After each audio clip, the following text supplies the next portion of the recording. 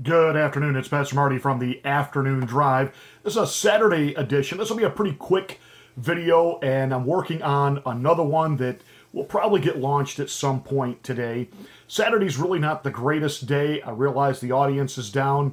You're living your life, you're enjoying your weekend. I got it. But just felt I needed to get these out there, and so here we go. Let's begin with the 12 backstabbing GOP traitors that decided to take this faux pas righteous stand, they say, for the Constitution.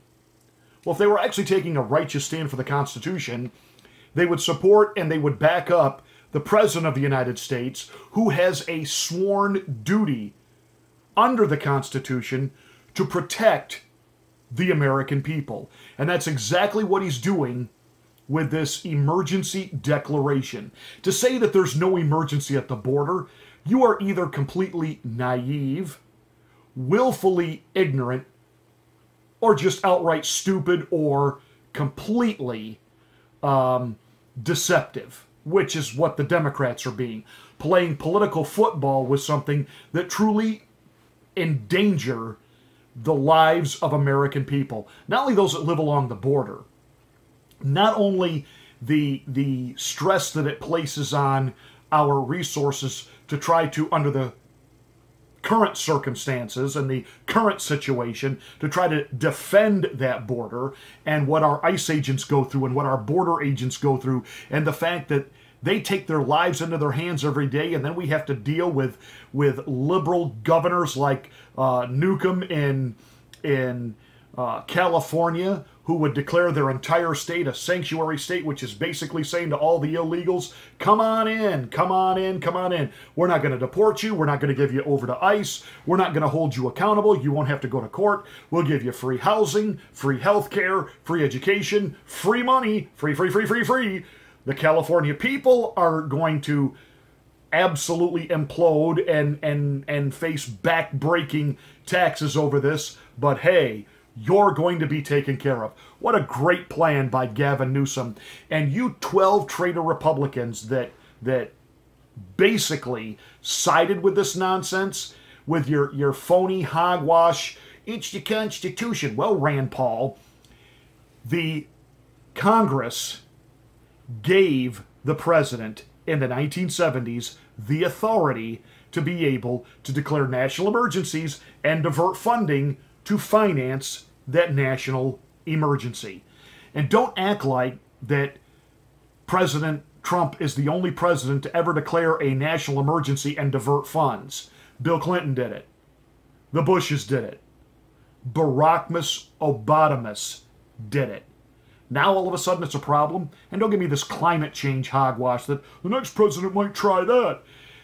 This stuff only happens when you Republicans roll over and play dead when a president like Barack Obama actually does sidestep the Constitution, wipes his feet all over it, doesn't bother to seek any kind of legal counsel, just does what he's going to do, grant amnesty and call it DACA.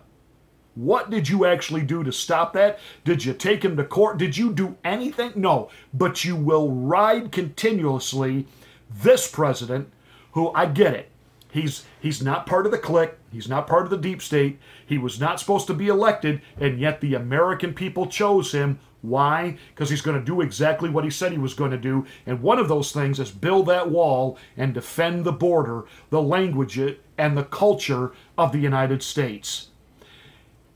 Laura Ingraham, a couple of nights ago, she's just had it with the feckless, gutless, lack of a backbone and a spine GOP. And she outed them on the Ingraham angle. Bambi Larson was 59 years old. The scenes from the crime, at the crime scene, it was brutal, according to the reporting. Bloody footsteps. The injury to her body, injuries, were with a jagged instrument. The suspect was found with a folding knife of some length. She was living alone. She wasn't married. She was single. I guess she had a pet. And they found her there. He left her there, obviously, for dead. And she would be alive today. Tom Homan, you and I, on so many occasions on this show, have brought these types of stories to light. And when I hear these Republicans, we're going to put their faces up on national television right now, because I'm not going to bother with the Democrats because we know what they think. But these Republicans, 12 of them, who voted against this national emergency declaration, should be ashamed of themselves tonight. Okay? Don't stand on your high horse about the Constitution when Congress delegated the authority to the to the president to declare a national emergency in the 1970s.